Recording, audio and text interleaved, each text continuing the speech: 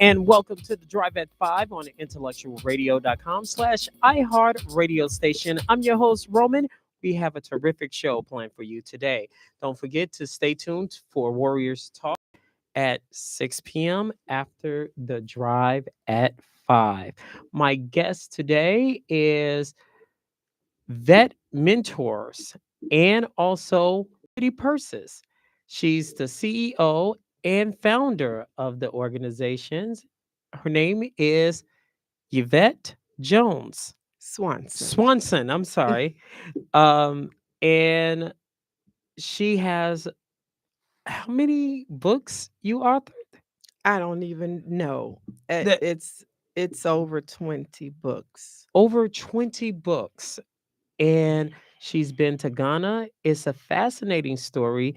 So let's get started. Please give intellectualradio.com/iHeart radio station your background.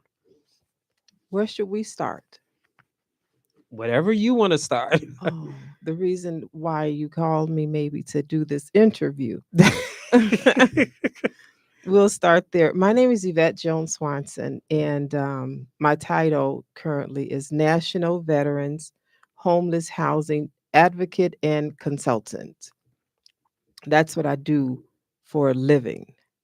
Is advocate for homeless veterans from homelessness to home ownership because that's where we began. As an Army veteran, I found myself homeless a lot due to domestic violence, running away and trying to find safety and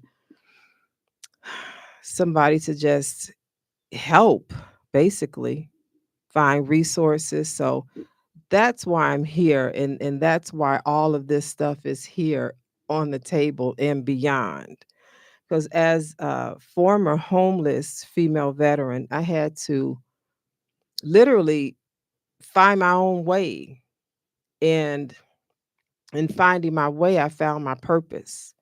And that purpose is to house homeless veterans. And I've been housing homeless veterans now for the past 22 years consecutively. Well, let's start with your veteran. Yes. Decorated veteran? Well, yes. Okay. Well, I mean, decorated because I signed my name and that's my decoration. Oh, no, no, But not a no, I problem. don't have any accommodations or medals if that's what you mean. If you want to go and hear that story, that's another story, another add-on to why I'm here. Well, what amazes me Mhm. and also kind of frustrates me at the same time is you're a veteran and you've been homeless not once but multiple times. Yes. Did the VA hospital or the VA assist you with housing? How did that come about that a veteran who served this country was homeless multiple times? Mm. At the time, I was a wife of domestic violence to a husband who was actively serving in the Marine Corps as a reservist. And um he was a batterer. He was beating me up. Who can live like that? So I kept leaving and going to the VA asking for help and never getting any resources from the VA. How did that make you feel? You serve this country, you're asking for help directly from VA, and they just palm you over. I was hurt. First of all, I'm a woman. I'm a veteran. I was pregnant and there was nothing. I see it every time. It doesn't matter all the time. I just housed a 75-year-old female Army veteran, 3 tours of duty, 2 bronze medals for her exemplary work, homeless. She went into the VA homeless walk in at Jesse Brown on the 8th floor, and they gave her a piece of paper. On that paper had a list of realtors. My name was at the very top. She called me first. And it was after 5:30, and I'm like, I'm at Fannie Mae. I want some couple pieces of chocolate and go home and just chill. I didn't want to have to do homeless right now, or answer or talk to anybody. But I'm like, oh, it's 773. That's my old area code. So it's bound to be somebody I know. Let me talk to him. Oh, so I picked the phone up, and it was her, 75-year-old female Army veteran, 3 tours of duty, 2 bronze medals, homeless. Your story is compelling. For our audience, intellectualradio.com/iHeartRadio station would like to know, you said it was domestic violence Mhm. that led you to homeless, Yes. to get away from the situation.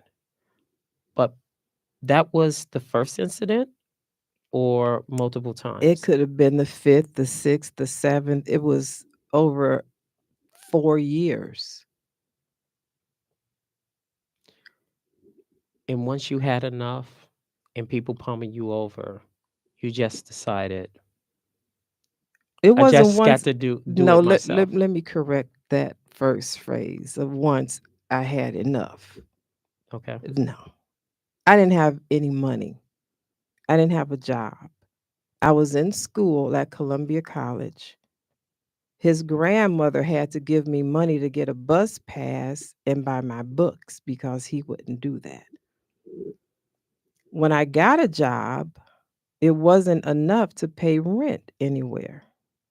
Even though I was an Army veteran, I didn't receive any benefits. And we'll get to that story next, why I don't have any medals of honor being in the military. I'll tell you that in a minute. When I graduated with my bachelor's degree from Columbia College, I got a job that paid me enough money that I could save and go get an apartment. And that's exactly what I did. When I got the job for the city, I was making 500 and something dollars every 2 weeks. I'm like, okay, I know I'm going to get this money. So that's when I left, and I was in my car, homeless, working for the city of Chicago for about 3 weeks. Because people don't like homeless people, even your family. Friends don't like homeless people because now your competition or their man is looking at you. I was 24 years old. 25. I started working for the city, yeah, when I was 24. Describe being homeless. The reason that I'm saying that is because people want to visualize. Mm. And it's a terrible place to be. Oh, Can you describe that to us? they may not want to visualize everything. So, mm, I was supposed to have an apartment with my younger sister. I never got a key, and I was locked out on 3 occasions. 2 occasions, I slept in the hallway of the building, and it was cold. On uh, I forgot the name. I'll tell you the name of the park, Humboldt Park, in the wintertime. So I'm like, I can't stay in my car. It's too cold. I can't keep it running. I'll run out of gas. I don't have on enough clothes to be warm all night. I just need to go upstairs to the apartment so I can be human. But she wouldn't let me in. That's why I say your family, your friends, don't nobody like homeless people. So I went in where I rang all the buttons, all the buttons. Luckily, somebody buzzed. You know, you just get that luck of the draw, and somebody buzzed me in. So I went in and I found a nice, cozy place to snuggle up between the door frame to just relax, just be still for a minute and warm up. And she never let me in. And I had to use the bathroom. Where was I supposed to go to the bathroom? I don't know anybody in this building except for my sister. So I had to go to the back. That's why I say everybody doesn't want to hear what homeless people have to do. I had to use the bathroom and not in the bathroom. But I was clean with it, put it in a paper bag. When your own family Mm, turn their back, yeah. how does that make you feel? Unloved. And the words can't replace that feeling. They just can't. Because it's the same when I was unhoused, homeless, couch surfing, car sleeping, bus sleeping, train sleeping, using the public washroom to bathe before I went to work. And I just told my manager years after that happened, and she said, "Yvette, you could have come to stay with me, but I didn't know them yet."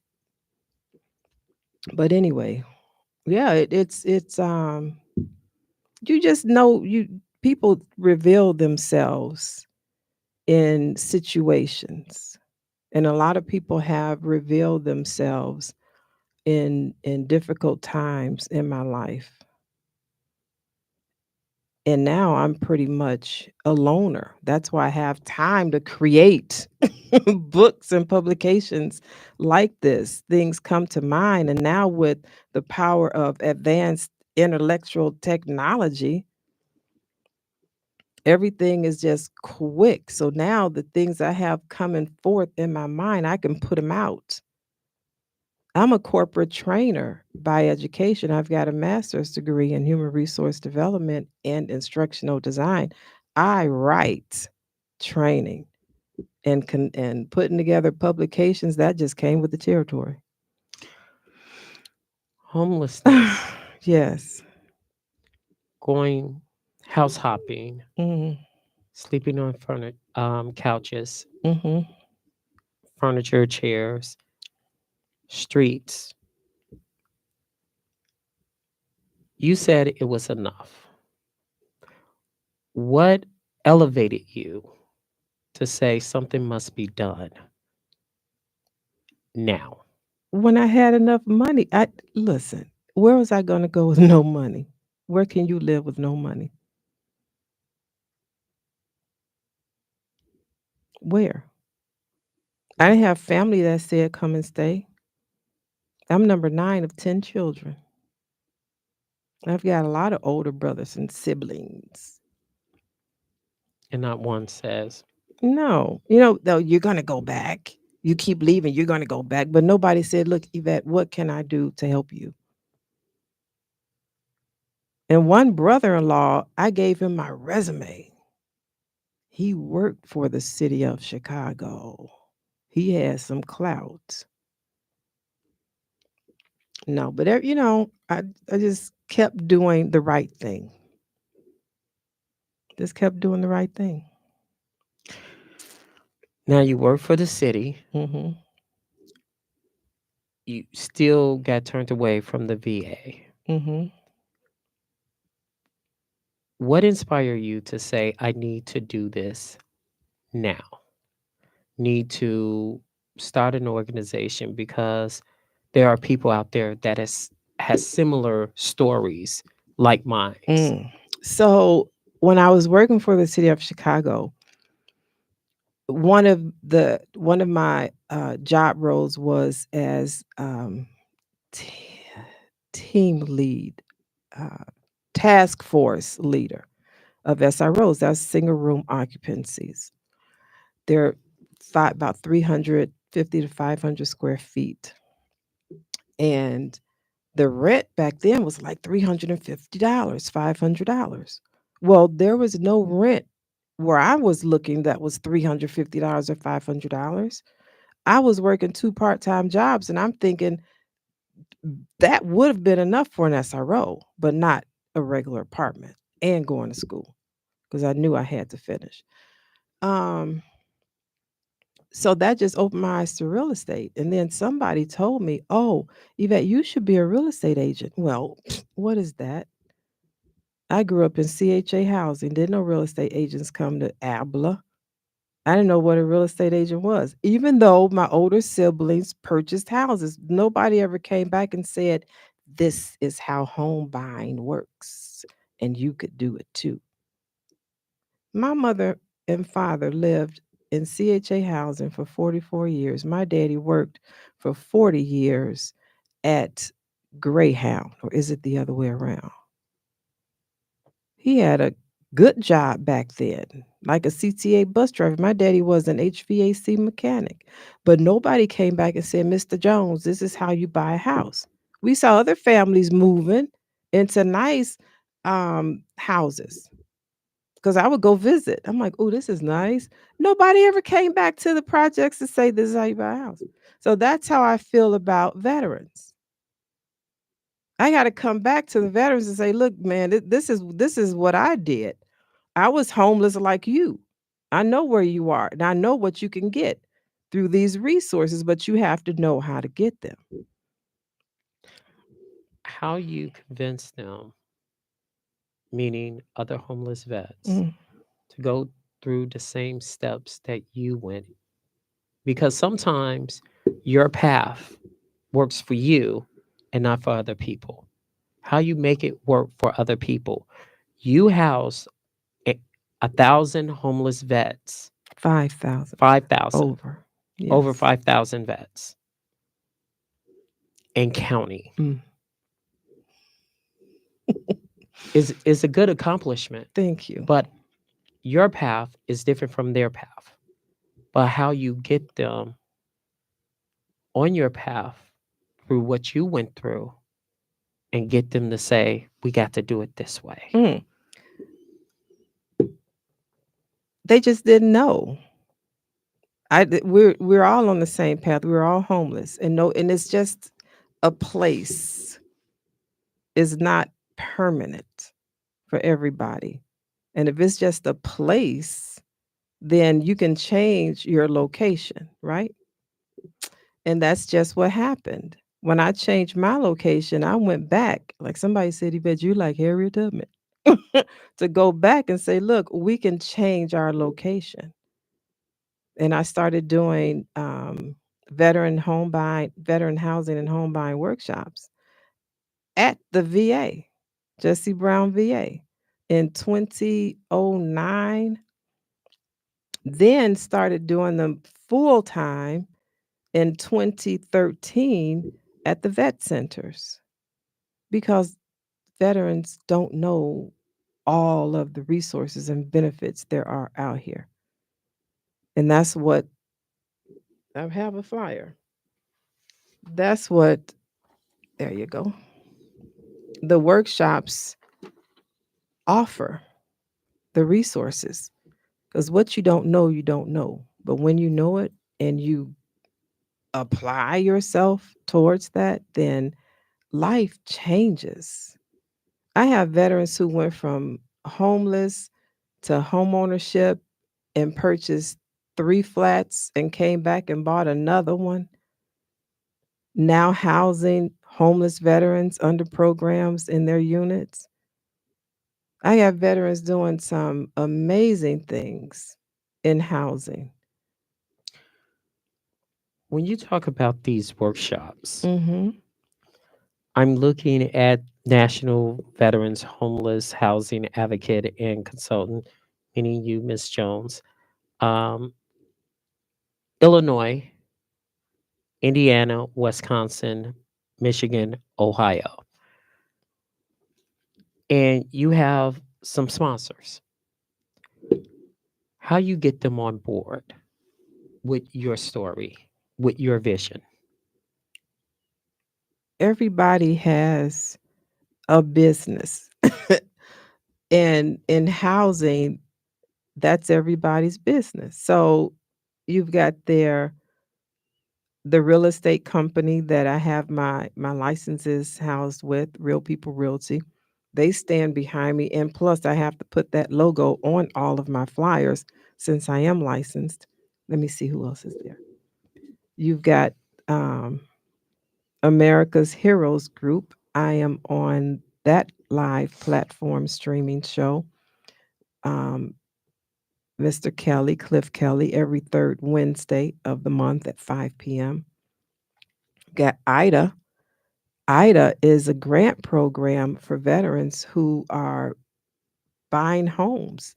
If they use the right lender, well, I don't want to say the right lender, but if they use the lender that participates in that grant forgiveness program, and the lender is right here from Loan Depot, along with the team of professionals who come out and do the workshops because they know it's not only a business, but for a lot of them, it is a passion as well.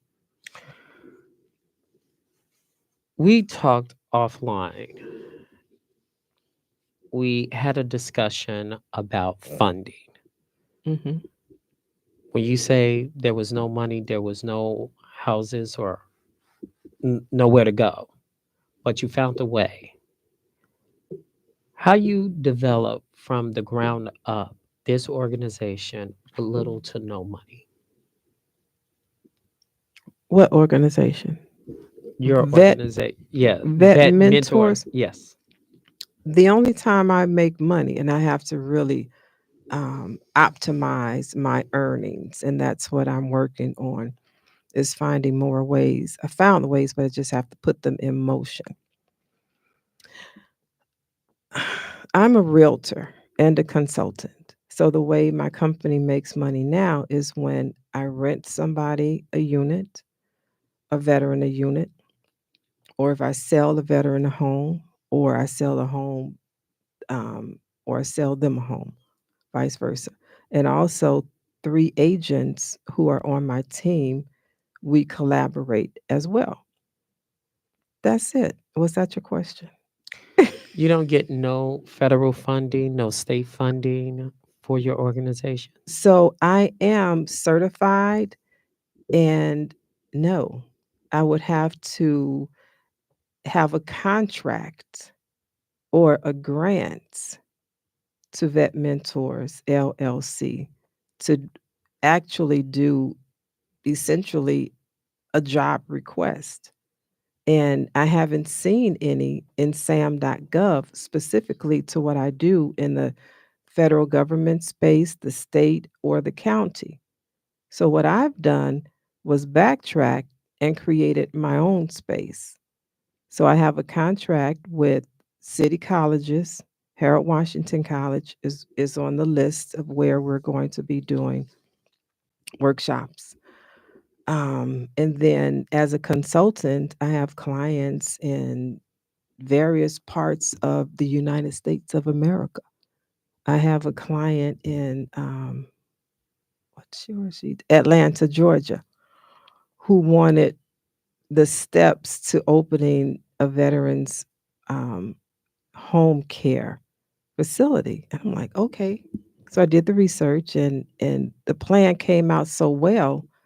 I'm like, wait, um, you don't have to pay me for the plan.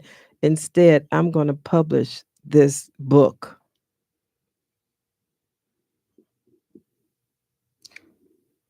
So you're saying that the publishing, every time somebody purchases a book, it goes Yes, to me. to you I'm the publisher and the author.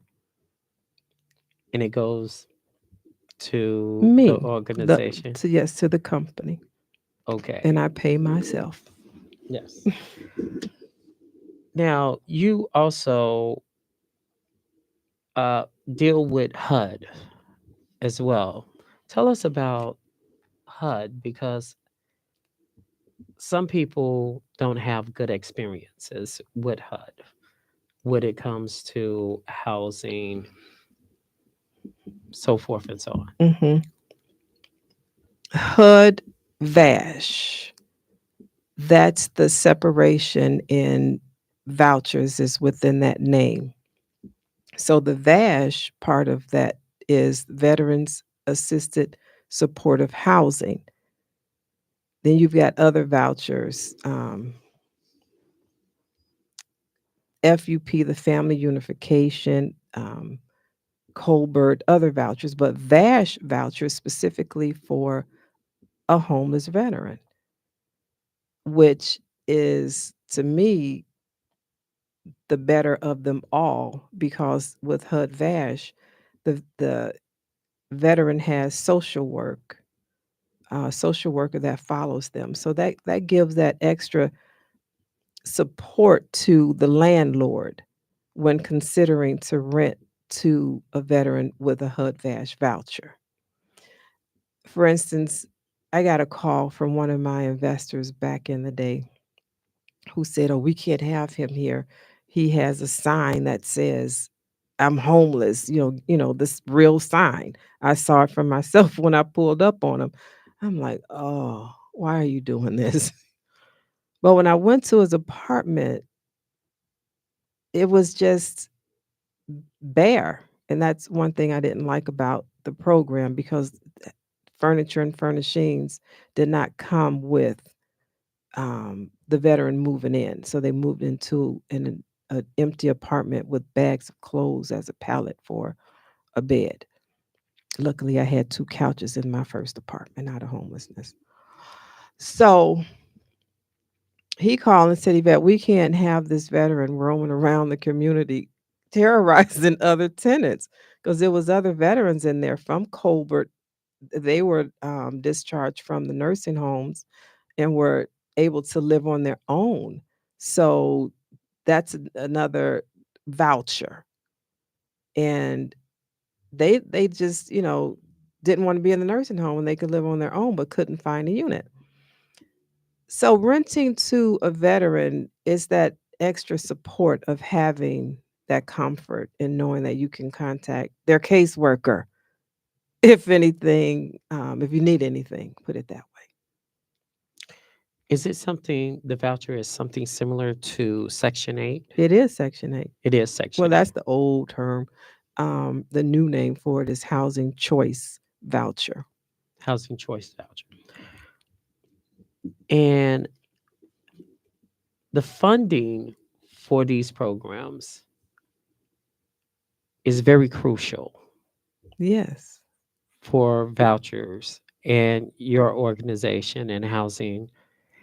The Trump administration, this is week 2, have threatened to cut FEMA, have threatened to cut essential programs, some, and the Republican Party have said no way to cutting some of the veterans' benefits. But housing was not mentioned.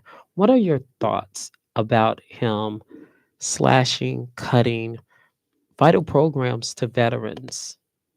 Well, I can't say too much about that because I don't know much about that. I haven't looked close enough to see what he's cutting. I've worked in the homeless veteran space under the Bush administration, the Obama administration, the um, Trump administration, and um, the Biden administration for 22 years. And I have housed all of these veterans under programs from HUD VASH, which is the Section 8 program, to the funding is called SSVF, Supportive Services for Veteran Families, and this is like billions of dollars. I have a list of how much these organizations receive when they get their funding. Over $2 million, over 4 million. So they have to use this money for veterans housing. There's 7 different areas that the money is categorized to be used for. And the first 2 areas are housing. You're going to pay somebody's rent, or you're going to pay for them to be there, the rent for 2 to 3 years, or you're going to pay the rent continuously until they're like, "Okay, you know what, Yvette? I got my 100% service connection disability pay. I got my Social Security. I went back to school. I got a job. I started a business. I want to buy a house. Okay, cool. Let's take a look at that. Now we're looking at the credit.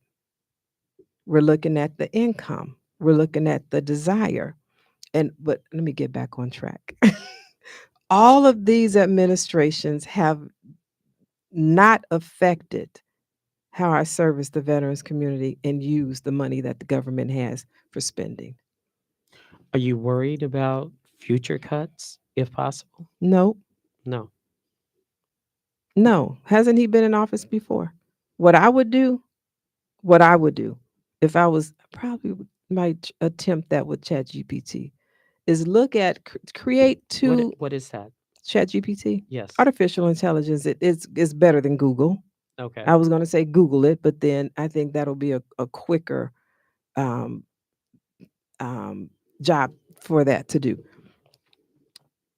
All the cuts that he made in his first term and all the cuts that he's made now, put them side by side, organize them in alphabetical order or numerical order because it has to be a same something that matches them.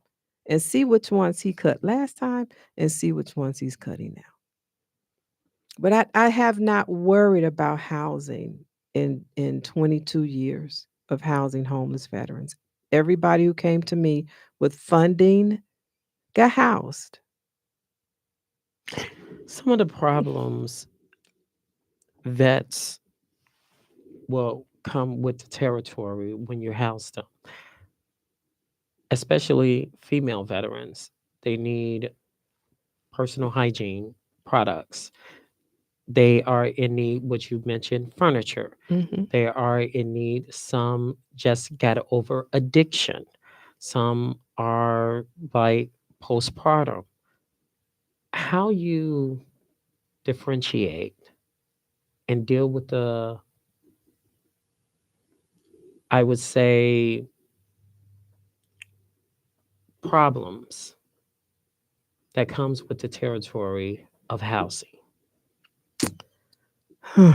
That's one reason I started the not for profit organization, 100 Pretty Purses for Female Veterans. Because as a female homeless veteran myself, there are some things that I needed. And not just toiletries, but after over 10 years, it's gotten to be gift cards and just a whole array of things. So it's now a token of our appreciation. And we've given away over 75,000 purses to over 2,000 female veterans, homeless or not. But female veterans, we're mothers, we're the caregivers, and it's not enough of female veterans coming forward to say they need help with housing. And the way I deal with it is when I get a referral from the VA or from anywhere else that there's a homeless female veteran or an at risk of homeless female veteran, I take her in and let's figure out how we're going to service you. Where are we going to move you to? I can give you one example. And now this veteran is now a doctor because I like to go back and say that it's a it's a time in life during homelessness. It's a glitch in the system.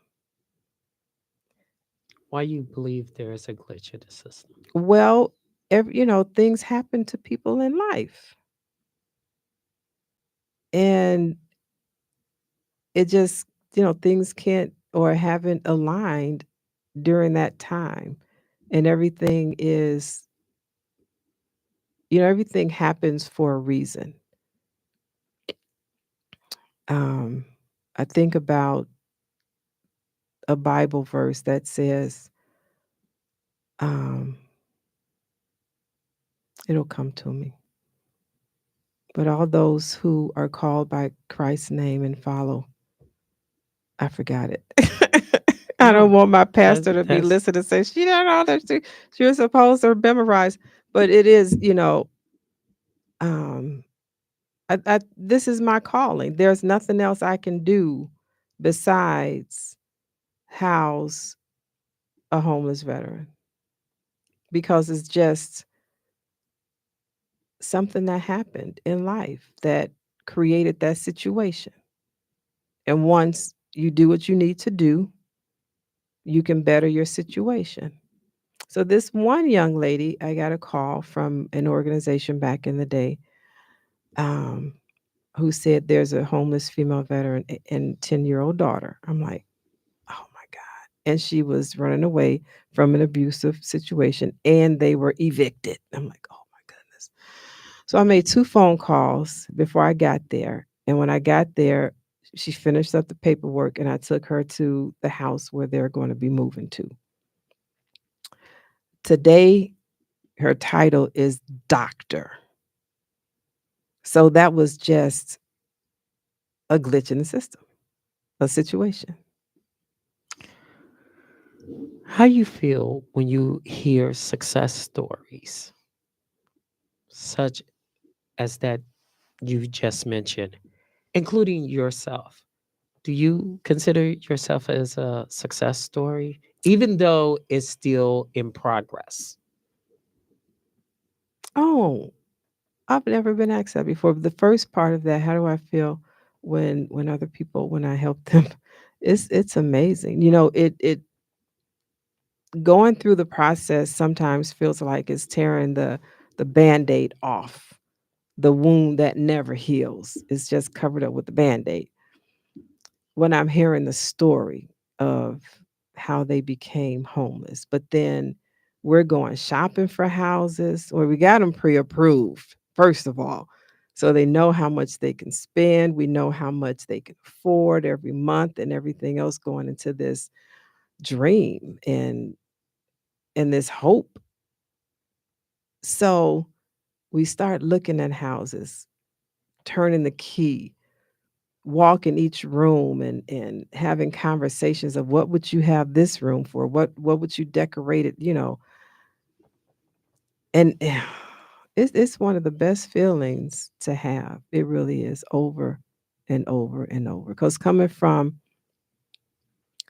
homelessness to home ownership, oh,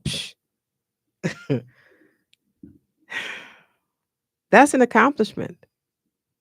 It's a huge, and a lot of them tell me, I never thought I could do it. And this is not just from young people, this is from older veterans. The most senior veteran in the book is over there.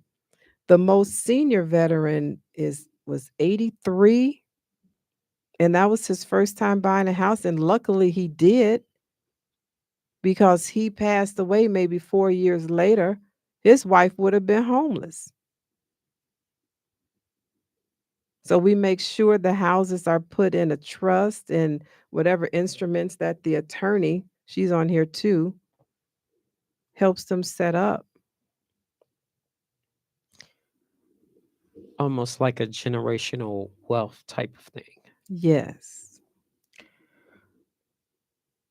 You authored a lot of books, Yeah.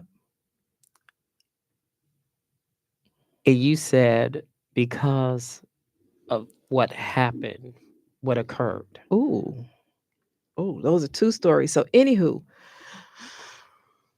I had some health challenges. In 2019, I think it was, I had a heart attack. And the VA put me on 9 medications and wanted to do a right knee replacement surgery, a left hip replacement, and the talks of a hysterectomy. I couldn't do that. I didn't see healing in that. So, and that's this book right here, by the way. So I took myself on a journey. I'm like, I got to find the answer to this. And I did. I stumbled up on a program, Age Reversal Flat Belly Detox by Akana, which I then became a distributor because it worked. It saved my life.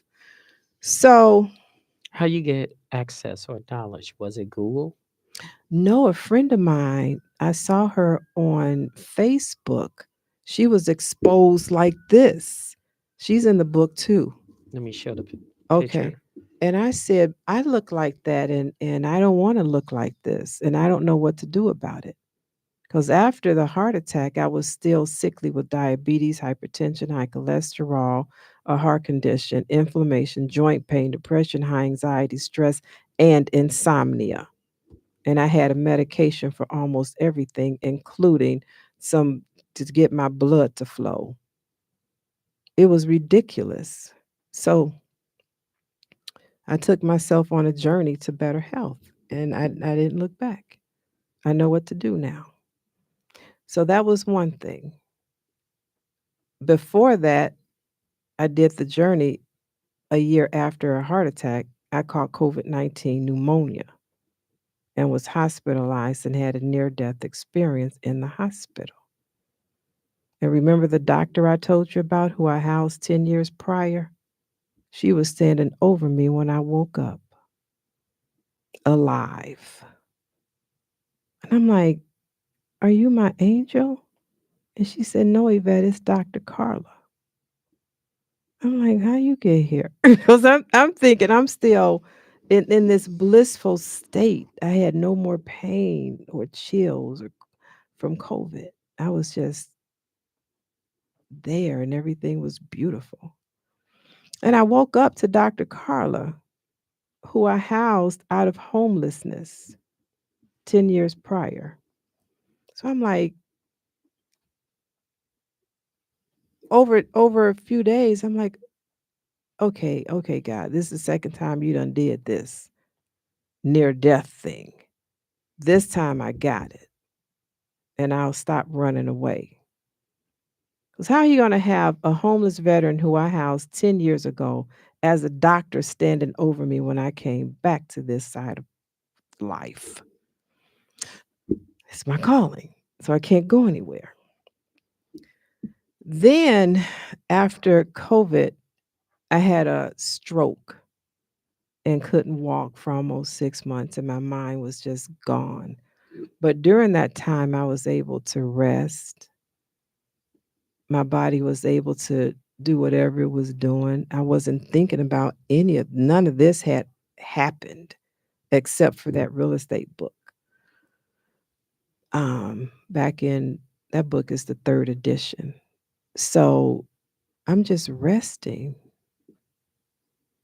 and I'm making more connections in my head than before because the stroke done did something to my brain. It was something taken away and I couldn't find it anymore. But what it left me with were different gifts and talents. And that's where all of this came from. You were about to mention when you was in the army. Oh, that part. Can you explain that to us? Hmm. Oh my God. So I knew I wanted to do something. My best friend at the time and I, we made a pact that we'll go to the army. And I was accepted. And she wasn't. She just reminded me of that. I'm like, oh, you were supposed to be my buddy.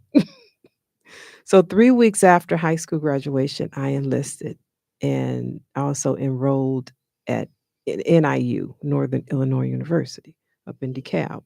So I was doing weekend drills every weekend until I went to basic training from, I believe, September to that February 14th, 20, no, not 20, nothing, 1984.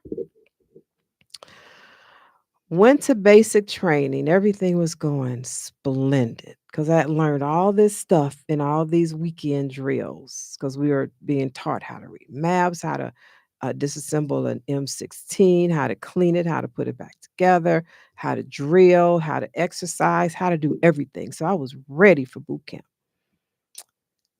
And then I started being assaulted by my drill sergeant. Sexual? Yes.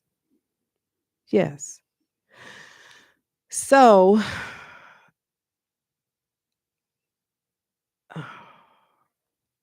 My heart went out from anxiety, I guess. Overstimulation after a PT drill. And they took me to the hospital on base and they medically discharged me. So I'm like, oh God. But nobody ever asked me, what happened to you? Nobody ever said that. It's just now you got to go, but you're a sitting duck now because I'm not going out with the other women veterans. We're not, I mean, soldiers at the time. I'm not going out with them every day. I'm on, I'm at the barracks every day. I'm in the captain's office typing and doing answering the phone and messages. So now I'm getting tired and sleepy. And the doctor said, when you're feeling that way, take a nap. Here comes the drill sergeant. I'm a sitting duck. I have nowhere to go. So that happened a few times while I was being processed out. So that was military sexual trauma. Then to come home, engage in life again. Was anything done about that No, situation? they don't do anything about that situation. Who do you tell? Now there are a lot of incidents of female veterans telling and they end up dead. We're 18. Who do you tell? You don't know anybody. I'm sitting at the chow table facing the captain and the other brass, and he now winks at me.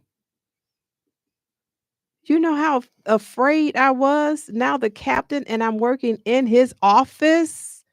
Did this dude tell him something? I'm 18. So now all of this is piling up on my life. Military being raised in the projects, first of all, that had its other issues. But military sexual trauma, being a battered and an abused wife by another military man, being homeless, finding my way out of homelessness to renting an apartment on my own, to buying my first house with my own credit and my own money, to buying my first investment property, to opening and not any business but an antique store in Rogers Park. Do you know how beautiful that was? It was amazing. So now I get to go back to the veterans community with all of this and say, come on, y'all, we can do this. And a lot of them come. I just got off the phone from my house all the way here with one veteran who back in maybe 2018, he was at a veterans home, a housing and home buying workshop at the Chicago Vet Center, which was on 87th and Kedzie. And I did an interview with him. And now this Thursday, we're closing on his first home. He's 74 years old. And he said, Yvette, I've come full circle. He said, I know it's God because he knows everybody on my team. Everybody. He knows the attorney who used to work in Congressman Danny Davis's office with him. He knows the realtor who I had showing him around to see the houses because I don't go show anymore because of those illnesses. I've got to be cool and I'll be 60, so I really want to just take it easy. The realtor who showed him around, this buyer is good friends with his grandmother who knows his grandfather. The lender, he knows the lender too because the lender has been a lender with me for over 10 years.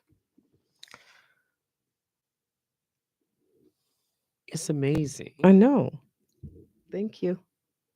how this story, and as one thing that we discussed off air, you wrote over 20 books. You're an author. Mm-hmm. Publishing, you do all the publishing. You also a co-author of several books, which we'll get to the second. Why not tell your story in a book? Somebody just asked me that today. That would be Is it phenomenal. timing? Is it you haven't got that far yet? Or the story is to be continued? It's like we said, progress moving forward. I think every publication is a mini story of myself. Put them all together, then you get me. To put the stories that I have lived, um, I mean, that's a tell all. That's really a tell all. That's a movie. Why not do a screenwriting? Oh, that's some ooh. I don't I'm that would I generating would ideas, right? Why not? Why not a screenwriter? man, am Screenwrite I a even play or a movie, a you book, know a you book that can transform into a movie. It can happen. you know I think everything had to happen in order for me to get here and be this resilient in the community of homeless veterans that I've been serving for 22 years. So everything had to happen because I wouldn't have the patience, I wouldn't have the resilience, I wouldn't have the love, care, and concern if all that horrible and some horrific and some I still pray for forgiveness to be in a book and they'd be like, damn, that Yvette? Yeah, some things, I'm just not proud of. So, had to be done. It was either, yeah, it was like I was always protecting myself.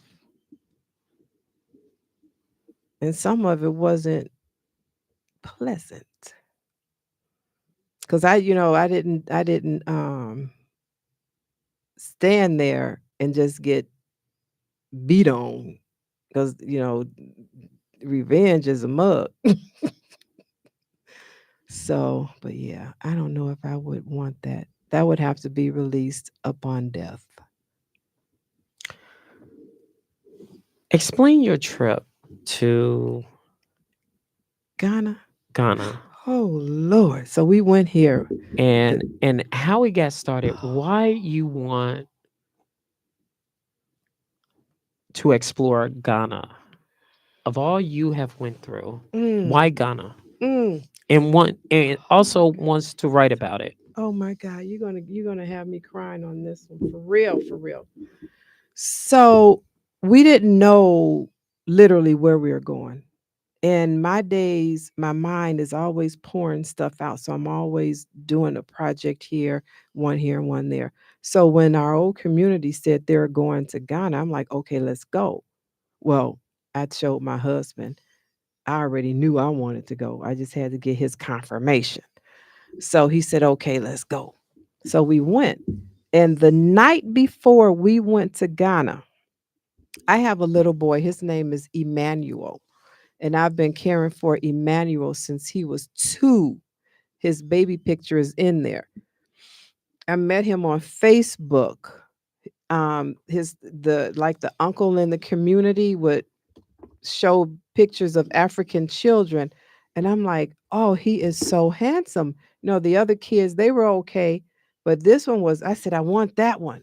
So I started sending provisions. I started sending money. I started sending clothes. I started sending gifts. I started, helping him and the family, not knowing it was really keeping them from being homeless in most cases. So he's 13 now. He was 2, and I've been paying for his tuition all these years and just helping the family along the way. The night before we were to take off, I sent our itinerary to his village uncle, Jacob. And he told me we'll be 45 minutes away from them. So I got to see the little boy who I had been caring for long distance for all those years. This is us right here together in Ghana. So that was day number 1. And then he told me he wants to be a pilot. So I created his, this is when he was little, and that's him riding his first bicycle that he owned because Mama Yvette sent him the provisions to get it. So the next days we started traveling throughout Ghana, and we visited various locations in Salaga and the Salaga slave trade market. This was one of the largest slave trade markets in Ghana. So we stopped there. It basically stated from the beginning of the slave trade begun in 1732, and over 100,000 slaves were given to the form of tributes to the Ashantis, correct? Keep reading. Okay. Aside from this, there were commercial slave trades too in the town, which was practiced by those who had the resources to raid and buy slaves for sale in the market. Over 500,000 slaves were estimated to have been sold out of the Salaga. Am I pronouncing it correctly? Salaga, yeah. Salaga slave market between 1732 to 1833. Salaga became the imperium of West Africa as it became the epic center of slave trade. So you went there. Yes. And the gentleman on the front of this book was our tour guide. And when we got off the bus, and it was 29 of us on this particular bus, but imagine you have hundreds of buses coming there every month. Getting off the bus, getting back on the bus, leaving the area just as desolate as it was before they got there. We're not doing our people a service by not going back or by not contributing to their needs. We have all this information and knowledge. And the best we could do is go visit our cousins, our aunties, our great uncles for real, because they need us badly. So that's why I said, I want to do something. And this is the first time I ever started publishing and writing. When I was in Ghana, we went to one of the slave castles. I forgot which one because I said I don't need to go to another one. I don't need anybody else entering me. So when we went to this slave castle, it was the worst thing I had ever encountered, seen in my life, of how human beings were kept. I had never, and just to imagine hundreds of our ancestors stuffed in this big black empty room with one little window all the way at the top. A lot of them went blind. They died there. They used the bathroom there. It's just the most horrific thing I had ever seen. And I started fainting. I was about to hit the floor where feces had just hardened over time. I'm like, "Oh my God." And all of a sudden, hold on. W- Oh, go ahead. we got to do a hard wrap. I'm Oh, sorry about that, but it's a good, compelling story.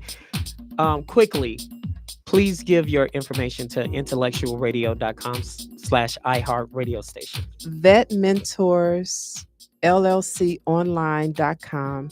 My name, Yvette Jones Swanson, all over the internet, TikTok, Facebook, Instagram, Vet Mentors LLC.